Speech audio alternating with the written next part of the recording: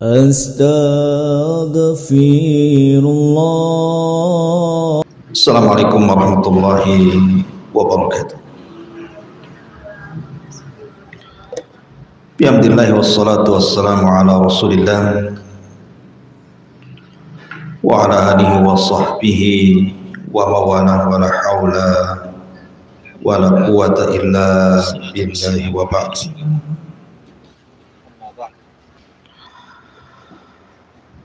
Baik, kita lanjutkan kajian kita, masih membahas kitab Arba'in Nawawi, dan kita masuk pada hadis yang ke-17 tentang al-ihsan alal hayawanat, berbuat baik kepada binatang. Kita baca hadisnya. An Abi Ya'la Shaddad ibn Aus radhiyallahu anhu an Rasulillah sallallahu alaihi wasallam, innallaha katabal ihsana ala kulli syai'in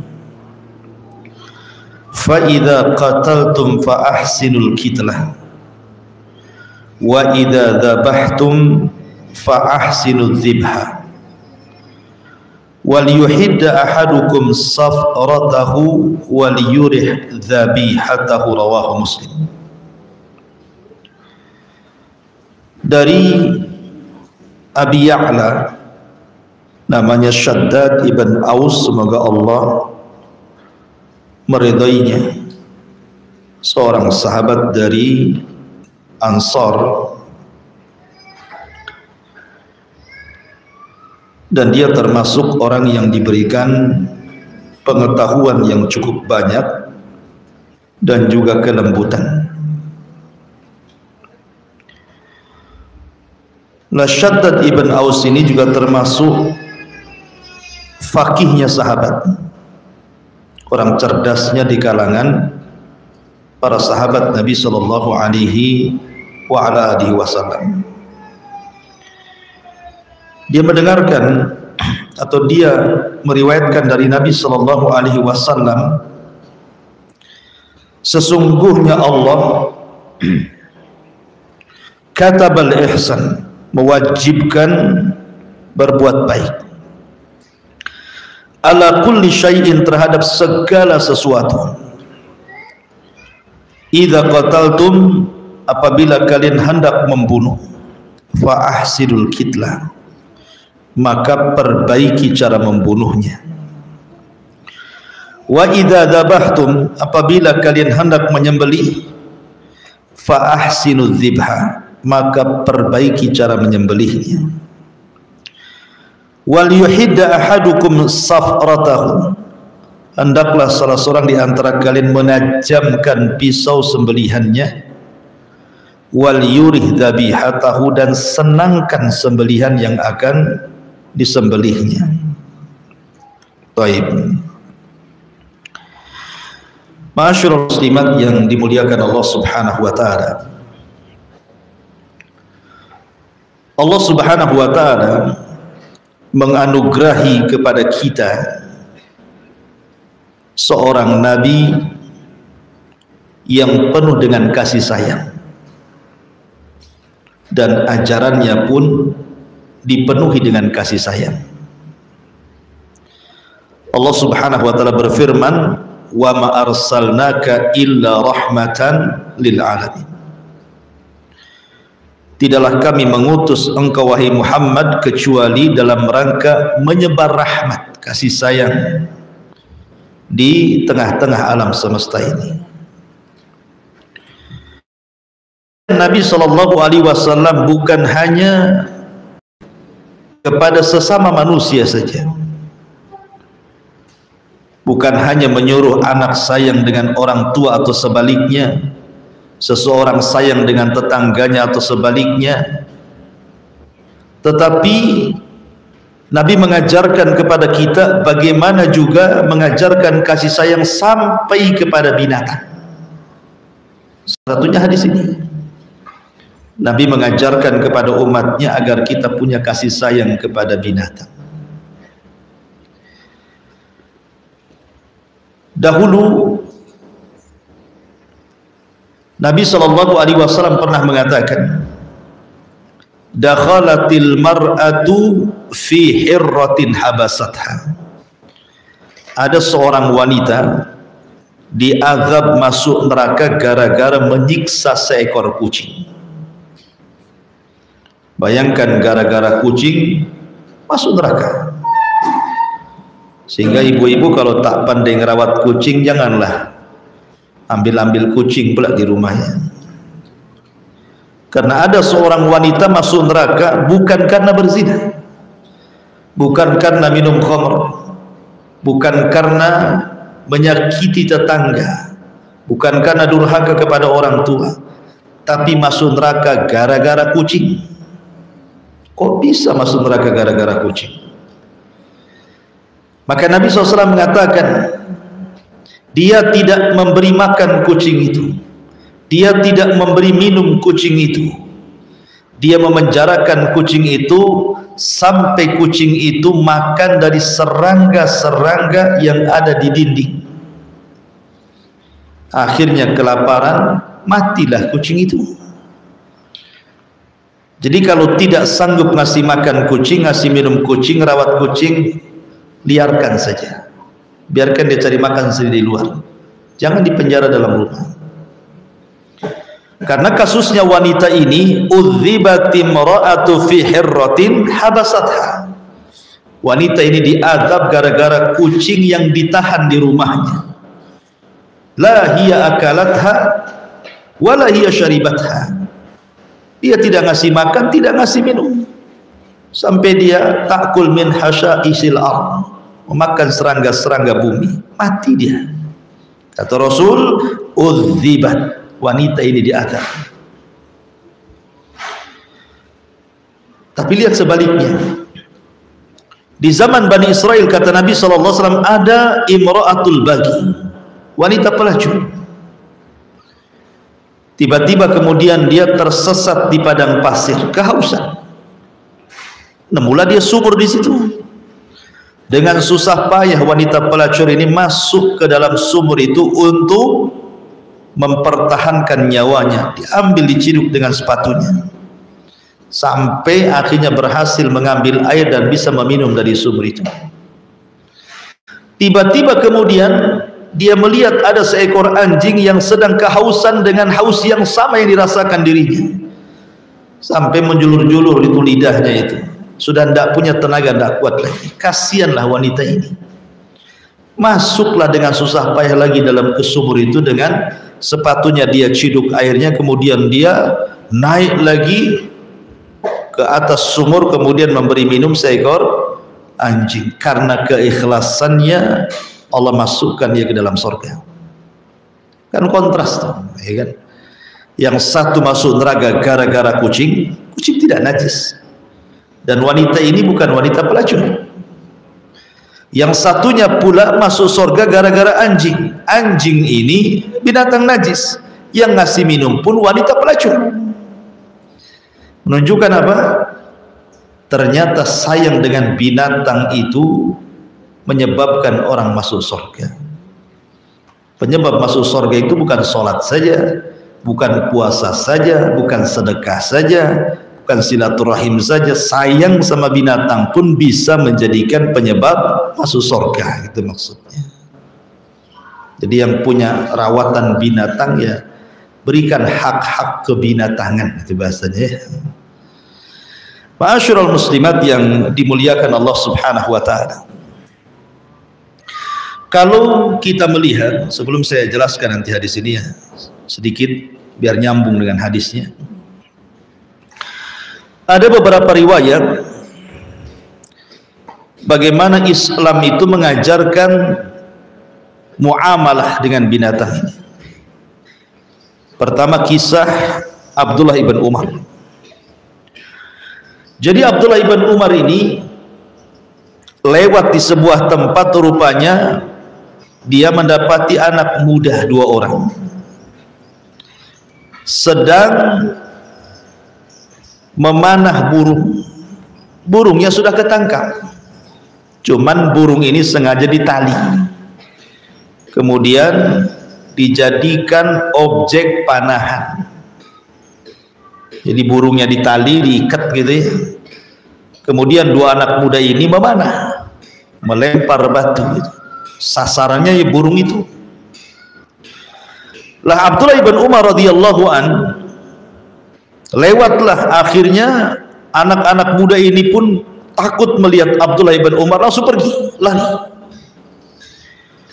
Maka Abdullah ibn Umar radhiyallahu anhu mengatakan, "Man fa'ala hadza?" Siapa yang melakukan ini kepada burung ini? La'anallahu man fa'ala hadza. Inna Nabiyya sallallahu alaihi wasallam la'ana man ittakhadha syai'an fihi ruh gharadan. Kata Abdullah ibn Umar, laknat Allah kepada orang yang melakukan ini. Karena Nabi yang bersabda, semoga Allah laknat orang yang mencabut ruh binatang secara paksa, dijadikan objek untuk lemparan panah gitu ya. Lihat, gara-gara menyakiti binatang sebab turun laknat. Gara-gara menyakiti binatang kita dilaknat. Apa laknat itu artinya? Laknat itu dijauhkan dari sorga, didekatkan ke neraka. Itu laknat artinya. Atau dengan kata lain, laknat itu dijauhkan daripada rahmat, didekatkan dengan azab. Ya. Ma'asyiral muslimat yang dimuliakan Allah Subhanahu wa taala, bahkan ada seorang yang menandai wajah keledai. Ya mungkin kalau zaman sekarang kan ibu punya kucing gitu kan, supaya tidak tertukar dengan kucing tetangga, biasakan dikasih kalung tuh ya di zaman sekarang kan. Kasih kalung, kasih nama ibu di situ. Jadi yang manggil kucing manggil ibu pula di situ. Ada namanya kan. Jadi orang dulu nandai binatang itu kejam, bukan dikasih kalung atau dikasih cat gitu ya, tandai disemir gitu. Tidak, diambil besi, kemudian dibakar, kemudian dikai, dilukai. Nabi SAW melihat itu. Ya kok ngasih tanda, kok dikasih besi panas ditempelkan di kulitnya keledai ini. Maka Nabi SAW langsung marah dan mengatakan, la'anallahu alladhi wasama. Semoga Allah melaknat orang yang menandai binatang ini dengan besi panas, katanya. Rawahu Muslim. Lihat bagaimana gara-gara seseorang hanya ngasih tanda binatang saja biar tidak tertukar saja sudah mengundang laknat. Ma'asyiral muslimat yang dimuliakan Allah Azza wa Jalla, Anas bin Malik radhiyallahu an dalam Musnad Imam Ahmad pernah dibonceng oleh Nabi SAW di atas keledainya. Tiba-tiba keledai ini lewat di seekor unta, dikejar sama unta itu. Rupanya unta itu larinya kencang, mampu menyusul Rasul yang sedang membonceng Anas ibn Malik radhiyallahu anhu. Tahu-taunya dihadang Nabi. Untanya ngadang Nabi itu. Ketika unta di depan, tiba-tiba ia unta itu langsung duduk kemudian sujud. Ya sujud ala unta. Bedalah sujudnya unta dengan ibu-ibu. Yang jelas unta itu sujud saja di depan Nabi. Nabi turun. Dilihatnya unta itu, rupanya menangis pula unta itu. Binatang itu bisa menangis. Ya, bisa menangis binatang itu. Mengeluarkan air mata. Maka Nabi SAW mengusap pipi dari unta itu. Setelah kemudian diusap, unta itu agak tenang, Nabi SAW memanggil orang-orang Ansar. Man sahib hadal jamal, hei orang-orang Ansar, siapalah pemilik unta ini? Maka akhirnya kemudian dicarilah oleh anak-anak muda Ansar, tahulah siapa pemiliknya. Datanglah pemiliknya ke hadapan Nabi. Ana ya Rasulullah, aku yang punya Rasul, itu untaku. Maka Nabi marah kepada pemuda Ansar ini dan mengatakan, afala tattaqillah fi hadhil bahimah allati malakakallahu iyyak,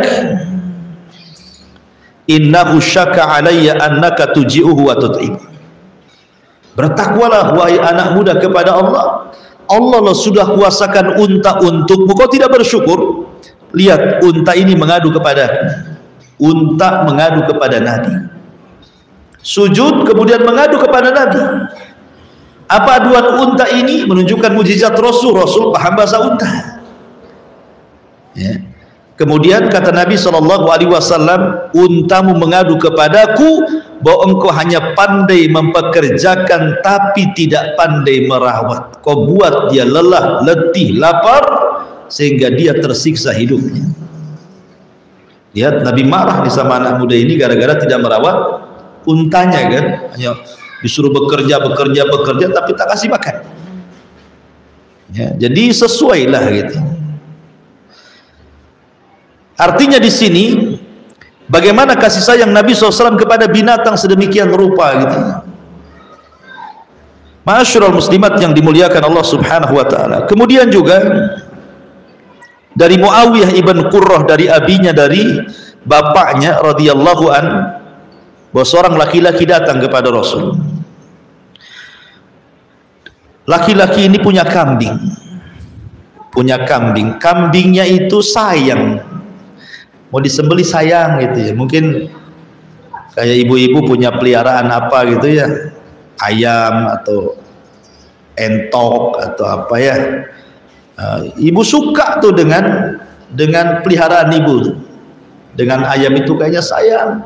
Kalau bisa jangan disembelih lah, karena kadang-kadang orang kalau sayang binatang itu lebih baik mati dibandingkan disembelih gitu ya, saking sayangnya sama binatang itu.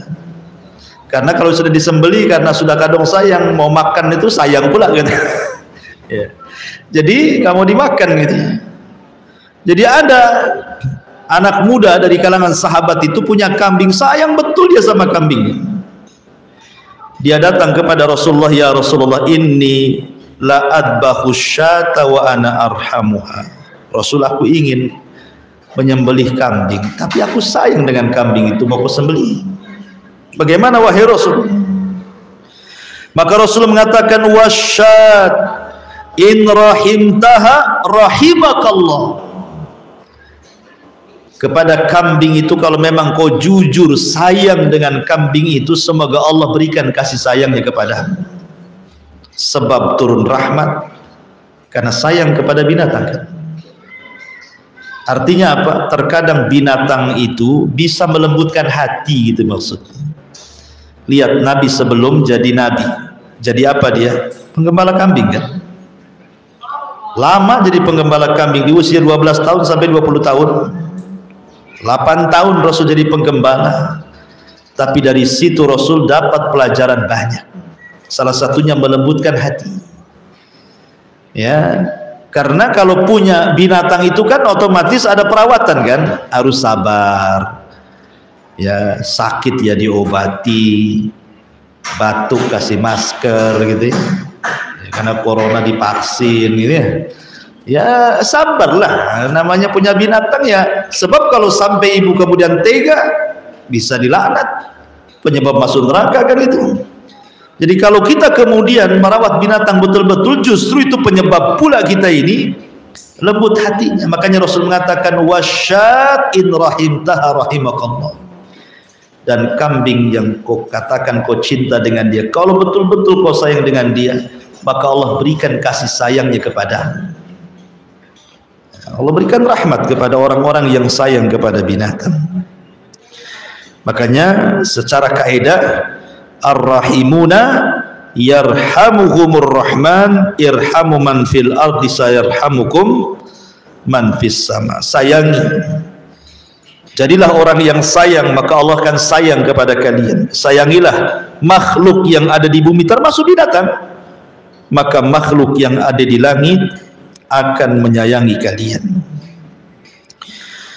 Bahkan kata Abdullah bin Abbas radhiyallahu anhuma, ada laki-laki mau menyembelih kambing, ya.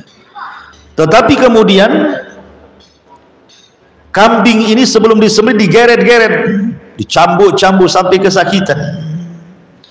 Nabi lewat, kata Nabi SAW, aturidu antumitaha mautan, apakah engkau akan membunuh kambing ini 2 kali, tersiksa setelah disembelih dan sebelum disembelih, seolah-olah seperti itu. Apakah engkau akan membunuh kambing ini 2 kali, katanya kan. Bahkan ketika Nabi SAW sedang safar bersama pasukan, salah satu sahabat ini di perjalanan melihat ada burung, ada anak-anaknya, karena lucu diambil anak-anaknya mau dirawat, ya. Ketika emak burungnya nggak ada, gitu, ambil anak-anaknya. Jadi ketika diambil anak-anaknya, datanglah ini orang tua burung ini, keliling-keliling di sarangnya itu, karena anaknya nggak ada. Maka Nabi SAW melihat dan mengatakan, man faja'a hadha biwalidayha, siapa yang menyakiti burung ini kepada anaknya, ruddu, kembalikan. Nah, Nabi SAW sampai disuruh mengembalikan anak burung kepada induknya. Bu, kalau manusia dikatakan yatim itu kalau bapaknya meninggal. Kalau binatang dikatakan yatim kalau ditinggal ibunya. Karena biasanya yang merawat anak-anak itu ibu. Kalau binatang itu, lihat kucing, siapa yang merawat? Ibunya kan, sampai tua. Bapaknya mana peduli, kawin lagi dia, ya kan. Itu kucing tuh. Makanya Nabi SAW tahu perasaan ibu nih.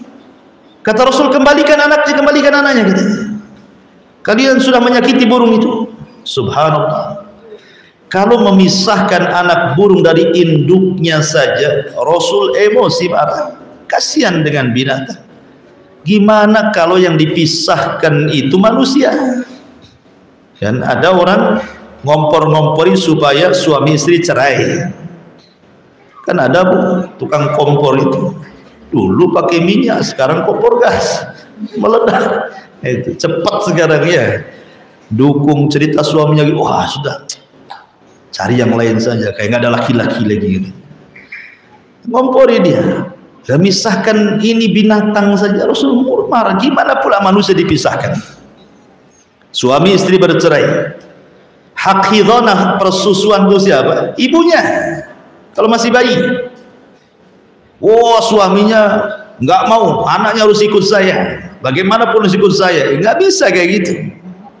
Kecuali kalau anak ini sudah balik, walaupun tidak balik sudah mumayyiz lah, sudah berakal. Nanti tinggal ditanya, nak mau ikut bapak atau ibu, kan itu. Tapi kalau masih kecil biarkan. Emangnya suaminya punya tete yang bisa nyusui anaknya? Nggak bisa kan? Dia paling kasih susu ya kalau dia sehat. Yang punya kasih sayang itu kan seorang ibu. Tidak mungkin kemudian ayah itu rata-rata tidak peduli, karena saya seorang ayah. Artinya kalau anak kecil yang telaten itu wanita. Kalau laki-laki itu nggak akan telaten. Jangankan ngurus bayi, ngurus dirinya saja nggak bisa laki-laki itu. Itu ya, ngurus diri. Coba lihat suami ibu, ya, ngurus dia saja, masya Allah. Kadang-kadang ibu, kalau ibu tinggal pulang kampung seminggu, suami ditinggal di Batam, pulang itu rumah kayak kapal pecah kan, Bu? Ya kan? Pasti kayak kapal pecah. Semua celana di dapur ada, gitu. Celana di ruang tamu, piring berserak di mana-mana, itu udah. Ya memang seperti itu. Dia aja nggak bisa ngerawat dirinya, semakin ngerawat anak kecil coba. Makanya kenapa kemudian biarkan dia ikut ibunya anak. Biar dia besar dulu sedikit, kalau sudah mumayyiz berakal baru ditanya, nah mau ikut siapa, kan itu. Ini mau dipisahkan Pak dengan orang tuanya, ya. Artinya bahwa ini pelajaran besar, binatang saja tidak boleh main pisah-pisah, apalagi manusia, gitu maksudnya. Kita masuk kepada hadis Nabi Shallallahu Alaihi Wasallam. Di sini Nabi Shallallahu Alaihi Wasallam mengatakan, kata Nabi Shallallahu Alaihi Wasallam, Innallaha katabal ihsan. Allah sudah mewajibkan ihsan. Ihsan itu berbuat baik, berbuat baik. Ihsan itu ada sifatnya lillah, ada sifatnya lil makhluk.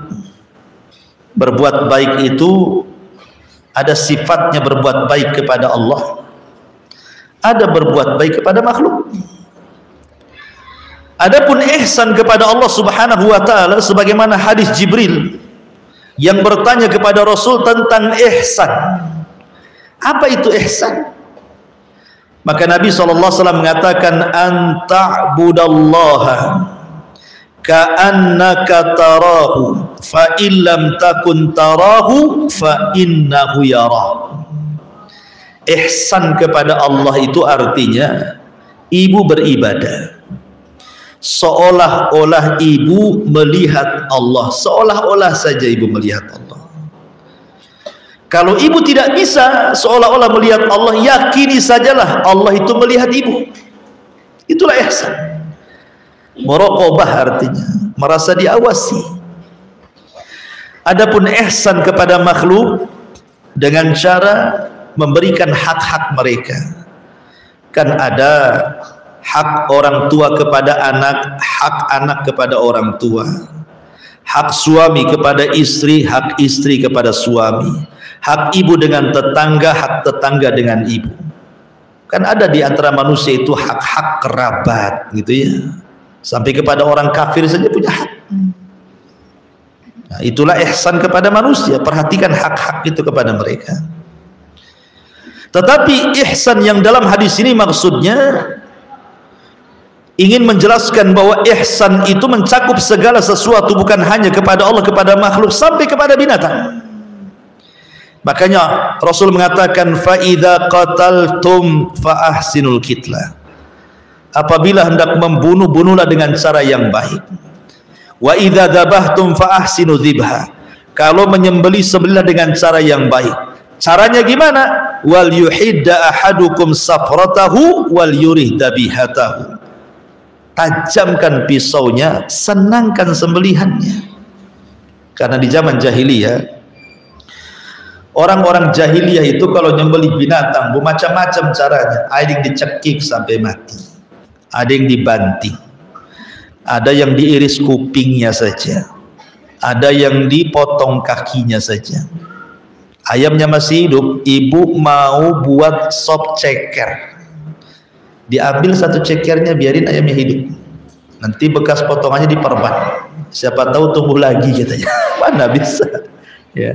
Itu tradisi jahiliyah kayak gitu, menyiksa binatang. Makanya Rasul mengatakan, ma kuti aminal bahimati wahiyya hayyatun fahuwa mayyitun. Sesuatu yang dipotong dari binatang yang masih hidup, potongannya disebut bangkai, haram dimakan karena masih hidup, belum disembelih. Ya, sayang Ustaz, kalau disembelih tak punya ayam, tapi kalau satu-satu sayapnya dulu saya goreng, besok lagi kan masih bisa atau mana? Nggak bisa. Sesuatu yang terpotong dari binatang itu, kalau binatangnya masih hidup, berarti potongannya dianggap bangkai, haram. Lah ketika tradisi jahiliyah menyembelih itu kayak gitu, bahkan tradisi, bukan tradisi jahiliyah saja, tradisi orang-orang kufar kan gitu juga kan. Saya dengar itu ada orang yang suka makan anjing atau babi gitu ya. Itu kalau disembelih itu katanya kurang sedap kalau sampai darahnya keluar itu. Jadi caranya apa? Caranya dicekik sampai mati. Katanya enak. Iya, enak dari siapa? Bagi kita umat Islam haram lah. Oh, enak-enak pula. Tapi kan ada orang yang beli kayak gitu. Ya. Lah ketika Islam datang, maka tidak boleh seseorang itu menyembelih binatang dengan cara seperti itu, dipukul, dibanting, dijatuhkan, dicekik, nggak boleh. Maka Nabi mengatakan, wa idza dzabhtum fa ahsinu dzibha. Kalau hendak nyembelih, perbaiki cara menyembelihnya. Kita punya adab dengan binatang. Dengan cara apa? Falyuhidda safrah, tajamkan. Sebab kalau tidak tajam, seperti orang-orang jahiliyah nyembelih terkadang pakai pisau yang tidak tajam itu, bukan hanya nyakiti binatang, Bu. Orang yang menyembelih saja bisa disakiti dia. Coba saja nyembelih sapi pakai pisau tumpul, tidak mati-mati, tak ngamuk tuh sapinya kesakitan. Ya. Banyak kok kasusnya kan, pisaunya nggak tajam, nyembelih sapi, kemudian dipegang rame-rame, itu sapi bisa bangkit nyakiti orang sekitarnya. Jadi memadaratkan si sapinya, memadaratkan si penyembelihnya kalau tidak tajam itu. Makanya adab-adabnya harus tajam juga, dan juga senangkan binatangnya. Jangan kemudian digeret, dipukul, dipaksa di ini. Kadang habis disembelih belum mati dicemplungkan ke kompor gas biar cepat matang kan itu. Belum mati, biarkan mati dulu baru direbus. Ini biarkan langsung direbus biar cepat mati. Ini matinya karena direbus atau karena disembelih. Jadi syubhat kan jadinya ya. Jadi di sini ada adab kita berbuat baik kepada binatang. Kemudian di awal kalimat Rasul mengatakan fa idza qataltum fa ahsinul qitla. Dari sini bahwa apabila kita membunuh, maksudnya membunuh manusia karena qisas. Orang membunuh dibunuh kan qisas. Karena zina muhsan, sudah menikah berzina dalam Islam rajam. Karena dia seorang penjahat, perampok lapangan, tak segan-segan bukan hanya mengambil harta tapi membunuh, maka ditakzir, boleh dibunuh. Ya, atau para pemberontak dan begitu seterusnya. Walaupun mereka itu banyak pelanggaran dalam bentuk qisas, tetap ketika membunuhnya dengan cara yang baik kan gitu. Jangankan itu dalam peperangan yang jelas-jelas perang tuh, orang Islam melawan orang kafir, Nabi mengatakan la tumatsilu nisaan wala walidan wala taqtulun nisa wala walid. Ya, jangan memutilasi, jangan membunuh anak-anak perempuan dan orang-orang tua. Tidak boleh dibunuh. Ya. Bahkan ketika menebas sendiri Allah ajarkan fadribu fawqal a'naq wadribu minhum kulla banan, dalam surah Al-Anfal itu. Kalau hendak menebas musuh, kan perang zaman dulu kan beda dengan zaman sekarang kan. Zaman dulu kan pakai pedang, nggak ada yang bawa pistol. Zaman Nabi itu sampai Al-Quran mengajarkan cara nebasnya. Nebas musuh saja diajarkan dalam Al-Quran. Cari titik, kalau sekali nebas mati dia. Kasihan kalau ditusuk-tusuk perutnya tidak mati-mati. Ya, dengan cara apa? Tebas sebelah sini nih, di tengkuk nih. Ya, tebas sebelah tengkuknya sini atau di nadinya.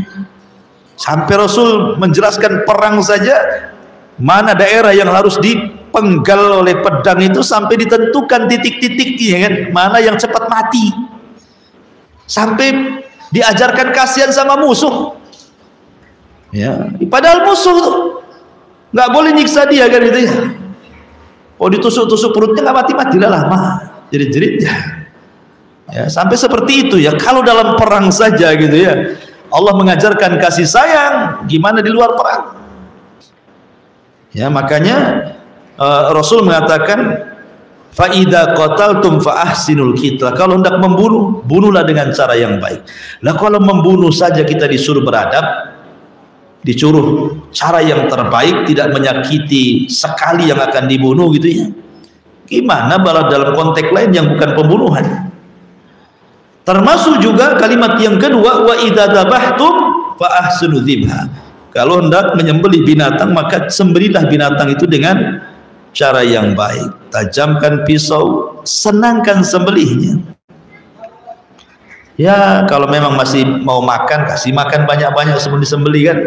Dikawinkan dulu, ya diusap-usap, dielus gitu ya. Tapi jangan pula berlebihan, dibawa ke salon, apalah itu ya.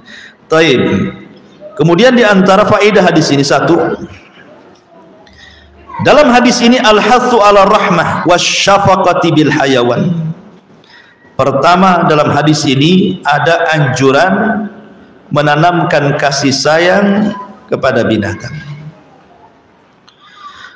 Kemudian yang kedua, an-nahyu anil muslati bil insan ba'da qatlih duna wajhi haqqin. Tidak boleh memutilasi manusia setelah dia meninggal. Pokoknya dalam perang sudah mati, ya sudah, jangan dimutilasi badannya. Jangan seperti orang jahiliyah seperti Hindun ketika memutilasi Hamzah Asadullah kan, sampai ususnya ditarik, digunakan walung, anting, macam-macam gitu ya. Islam haram, tidak boleh. Kemudian yang ketiga, tahrim kulli ma fihi ta'dzibun lil hayawan. Haram hukumnya mengazab hewan jenis apapun, tidak boleh, kecuali hewan-hewan yang boleh dibunuh. Bahkan ketika perintah membunuh cicak saja, bagaimana Nabi SAW memerintahkan kita walau bisa itu sekali tepuk mati, sampai Rasul memberikan semangat, siapa yang menepuk sekali mati pahalanya sekian, kalau 2 kali tepuk mati pahalanya berkurang sekian, kalau 3 kali tepuk mati pahalanya berkurang lagi, sampai dibuat pahala bertingkat-tingkat ya, supaya kita ini betul-betul membunuh cicak itu ya. Ya Bu ya, itu pahala bunuh cicak. Jadi kalau cicak Bu kejar sampai ke kolong ranjang, tapi kalau bisa sekali tepuk saja mati pahalanya besar tuh. 2 kali tepuk kuranglah pahalanya, 3 kali tepuk kurang lagi, nggak ditepuk yang nggak dapat pahala, nggak mati-mati dia, ditengokin aja kan gitu. Jadi di sini ada haram, tidak boleh seseorang mengadab hewan. Kemudian fihi samahatus syariati wa yusruha, di dalamnya ada kemudahan syariat. Kemudahan syariat haitsu buniyat alal ihsan, di mana syariat ini tegak di atas ihsan, kebaikan. Kemudian juga yang nomor 5, di sini zakaran Nabi SAW qaidatan, Rasulullah SAW membuat sebuah kaidah, thumma dharaba misalan, kemudian menyebutkan 2 misal. Kaidahnya pertama, Allah wajibkan berbuat baik, kemudian diberikan 2 contoh berbuat baik saat membunuh orang dan berbuat baik saat menyembelih binatang. Menyembelih orang maksudnya menyembelih sesuai dengan syariat, orang itu boleh dibunuh gitu ya, maksudnya di sini. Atau menyembelih hewan yang memang dihalalkan untuk disembelih seperti binatang-binatang ternak, nah, itu yang halal disembelih. Ini diantara faedah daripada hadis ke-17. Wallahu a'lam. Baik Bu, siapa yang mau bertanya silakan.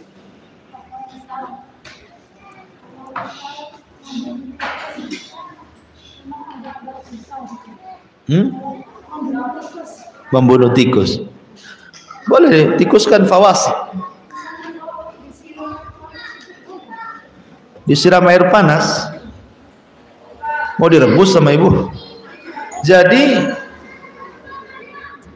sebaiknya jangan mengazab itu dengan sesuatu yang ada sifatnya dengan api ya.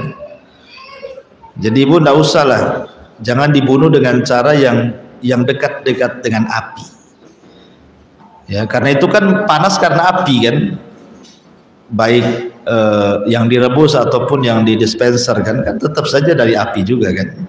Sementara Rasul mengatakan la yu'adzibu binar illa rabbun nar, tidak boleh mengazab dengan api kecuali Rabb pemilik api. Maka kalau ingin bunuh Bu, pukul saja lah, pukul saja ya. Atau kalau memang ini kalau orang dulu bunuh tikus itu biasanya kalau masuk perangkap langsung diselemkan ke air kan, di sungai itu biasanya jadi lihat kan, langsung ditaruh di sungai kan, dikasih batu biar nanti sekira berapa jam habis oksigennya kan mati juga dia. Nah, itu kan bukan dengan api kan gitu.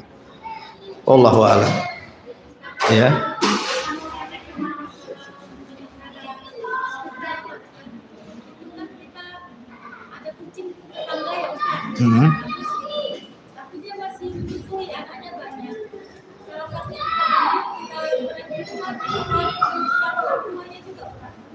Masuk juga.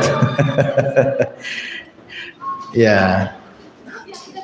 Wallahu alam, apakah umpamanya kucing ini punya anak 11, berarti kan ke-11an namanya.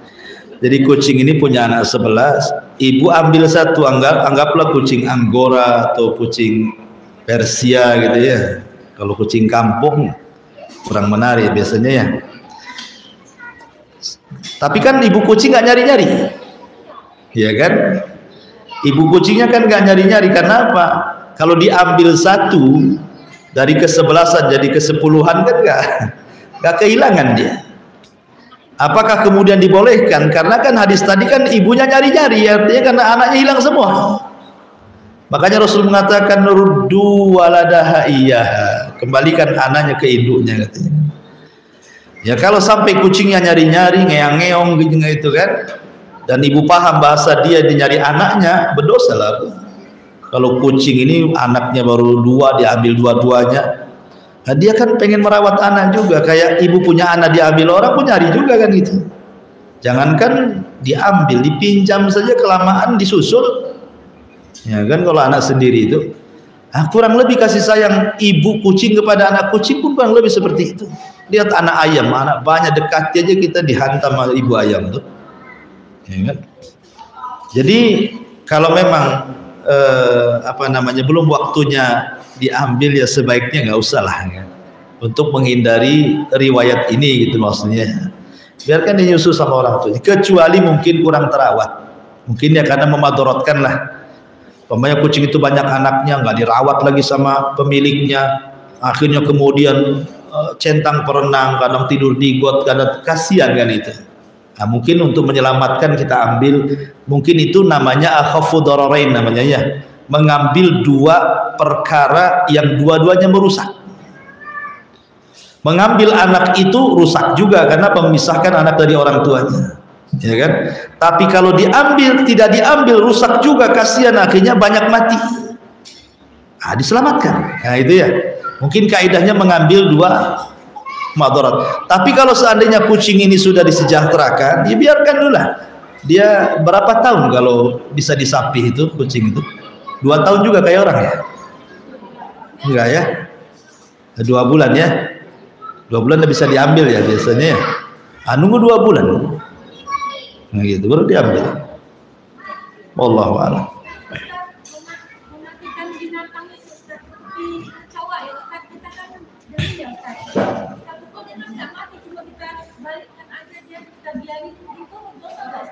Dibalik, kasihan lah Bu. Kalau mau dibunuh, bunuh saja, atau beli baygon disemprot. Iyalah, kasihan dia. Itu kan gerak-gerak minta tolong itu. Help kata dia. Gitu ya. Ibu tak paham saja. Jadi disemprot saja lah, biar mati pakai baygon kan. Allahu a'lam.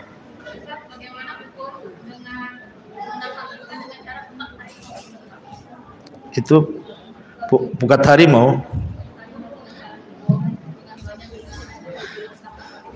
Nggak boleh, itu merusak satwa lain kan gitu. Bukan masalah penangkap ikan, menangkap ikan itu mubah-mubah saja.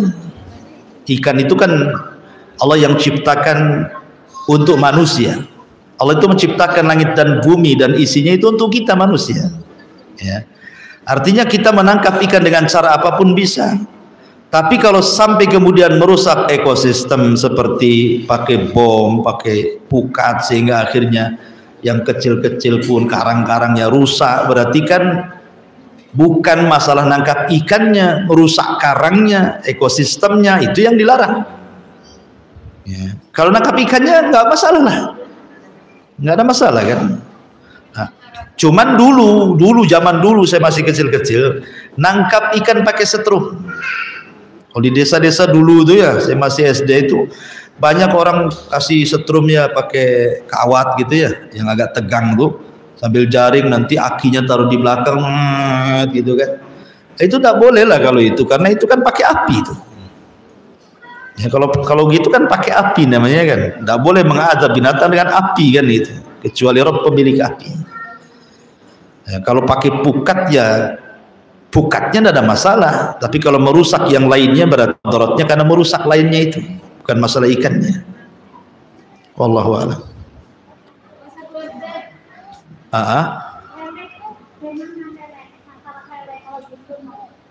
Bunuh lele ya harus dibunuh, nggak dibunuh nggak bisa digoreng, gimana pula?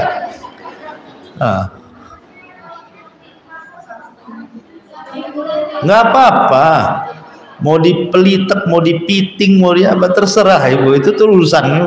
Bunuh lele, ambillah itu ulekan tuh, pukul kepalanya, selesai, nggak ada masalah. Tapi jangan ketika bakar lele langsung dimasukkan ke api, kan ada tuh orang lele langsung dipanggang masih hidup di api, biar mati dulu ya. Itu namanya menyiksa namanya. Wallahu a'lam. Iya.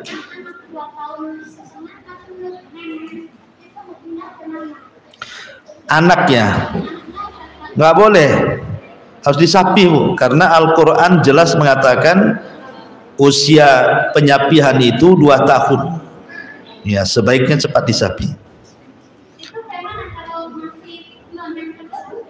Ya ibunya lah dikasih apa, kasih pahit-pahit di situ, kasih sambiloto atau apa kan biar kepahitan anaknya, lama-lama nggak mau kan, atau kasih apa warna-warna yang buat jijik anaknya kan, biar gak ini. Pandailah ibu-ibu, laki-laki mana tahu itu, bisa diajari pula ya.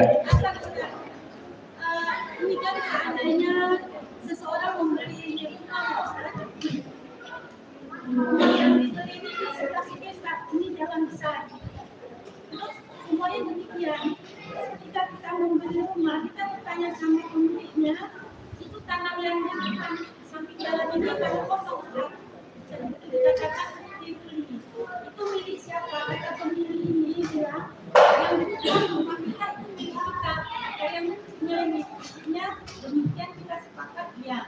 Terus ternyata setelah kita tahu bahwa ada tetangga rumah kita ini, dia yang tempat di situ lama dan dia membersihkan diri tersebut ya.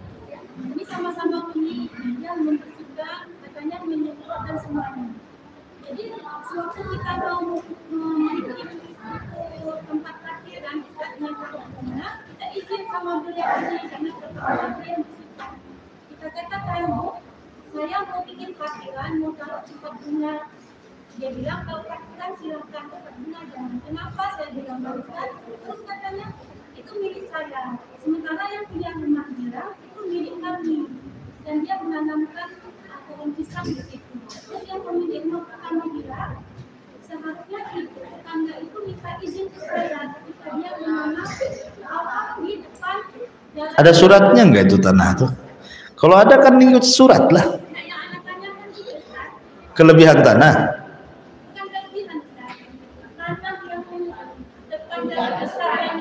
Pasung.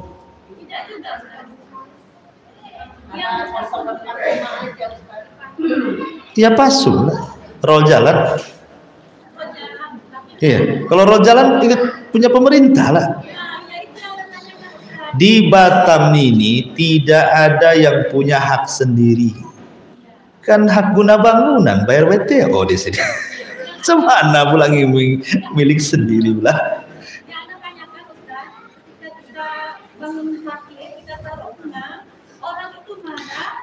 Begini Bu, yang biasanya kalau roll jalan itu kan pasti yang menguasai yang rumah yang depan jalan. Itu biasanya itu udah tradisi seperti itu. Sebab kalau seandainya ini saya punya mobil, sembarang saya parkir, dimarahi, jangan depan rumah saya, enak saja, ini roll jalan. Nanti semua orang bisa melakukan seperti itu kan, nyakiti orang jadinya kan. Nah, biasanya yang depan rumah, itulah yang menguasai, dia pasungkan. Karena itu pasung itu kan maksudnya fasilitas umum, masing-masing orang dapat kan gitu. Karena pinggir jalan kan kayak gini kan masing-masing dapat tuh. Di situ untuk paritnya, untuk parkir, untuk apa, supaya tidak mengganggu satu tangga dengan yang lainnya. Lah yang ini yang mengaku ini, apa alasan mengakunya? Dia tidak rumahnya di situ, tapi kok diaku. Iya, itu masalah dia bilang karena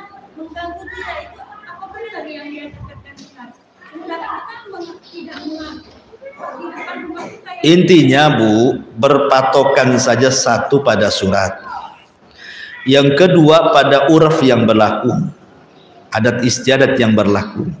Al-urfun ma'mulun bihi idza warad hukmu syar'i syarifi lam yuhad. Artinya terkadang adat istiadat itu selama tidak menyelisih syariat bisa dijadikan hukum, al-adatul muhakkamah.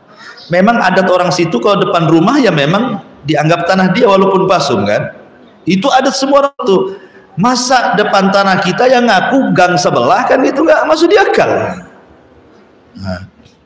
Seperti itu kan, kecuali memang dia beli, ada suratnya, itu bukan pasum.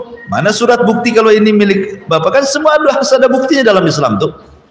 Itulah penting ada bukti. Utang piutang aja harus ada saksi yang ditulis supaya tidak lupa dan ada bukti saksi dan tulisannya. Apalagi masalah-masalah seperti ini.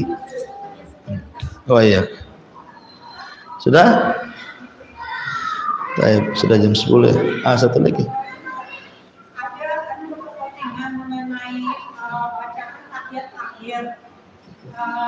Dikatakan itu kan dan itu adalah perkataan sambutan oleh Allah yang iya memang itu ada riwayat, tapi riwayatnya lemah. Iya, jadi ketika Nabi SAW naik ke Sidratil Muntaha, kemudian disitulah Allah Subhanahu Wa Taala memberikan tahiyat di situ. Nabi SAW mengatakan at-tahiyatu lillahi wat thayyibat, kan itu ya. Kemudian ketika membaca tahiyat, maka kemudian dijawab di situ. Ya. Allah mengatakan bahasanya mungkin saling saut-sautan antara Allah dengan Rasulullah. As-salawatu wat thayyibat. Kemudian gimana? Tahiyat itu akhirnya, awalnya